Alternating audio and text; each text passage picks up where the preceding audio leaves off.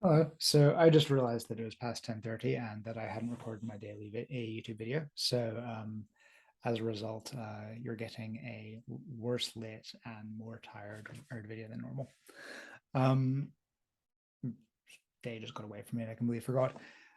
So the thing I've been doing over the last hour or so is being absolutely glued to my screen, watching a Baylor Lord, who is the Slay the Spire streamer, um, no, get a world record. And it really made me sort of appreciate much more the sort of the sports watching experience of everyone glued.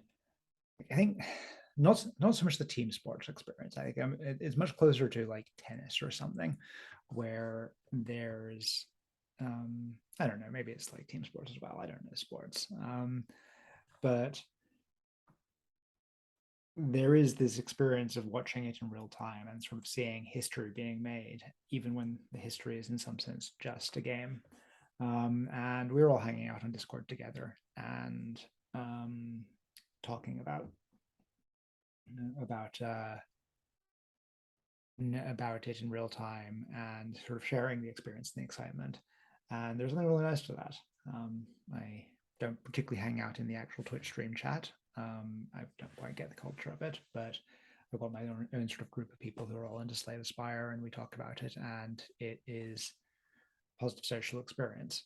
Like it is a easy shared interest we can all have together, and I've completely forgotten the name of the person who studies games who I got this idea from, but her point was that like one of the primary social functions of games is that it gives you something to talk about in a much more engaged way um, than the like you can talk about the latest episode of I don't know what Sandman or Rings of Power or whatever is on at the moment, but this feels like a comparatively shallow experience than talking about a game, particularly a game that you also play.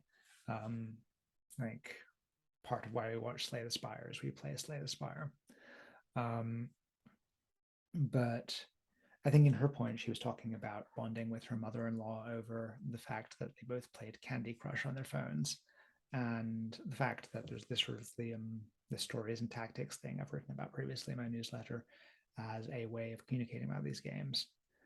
Um, and as sort of a natural topic of conversation, it's a really easy way to enter into partnership with people.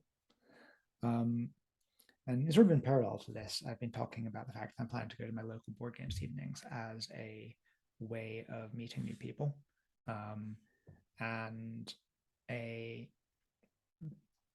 way of, um, and also like someone I've been hanging out recently in the new area. We're probably going to play board games together, and this is sort of the function of board games. It's like board games are a social tool. It's like obviously you have to want to play the board game. It doesn't work if you're not willing to sort of um, submerge yourself into the game and play the game for its own right. But the reason you invite someone to board games is both to play the game, but also it's essentially a way of saying, I like you. Do you want to engage in play behavior with me? Um, that sounds much dirtier than I mean it to be. I mean, literally like playing games, sort of entering into a sort of a safe, playful mode together. Um, it's we're talking about this on Twitter, and like some people find games stressful, and I can understand why that is. But there is this characterization of games um,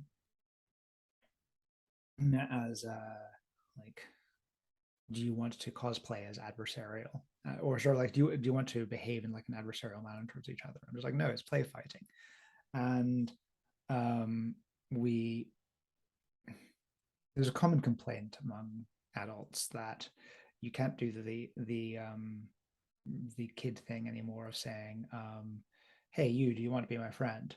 But that isn't what kids do. Kids don't say, "Do you want to be my friend?" They say, do you want to play with me? And like that's what board games are for. You're saying to someone, hey, you want to play with me? That's all for now. See you next video.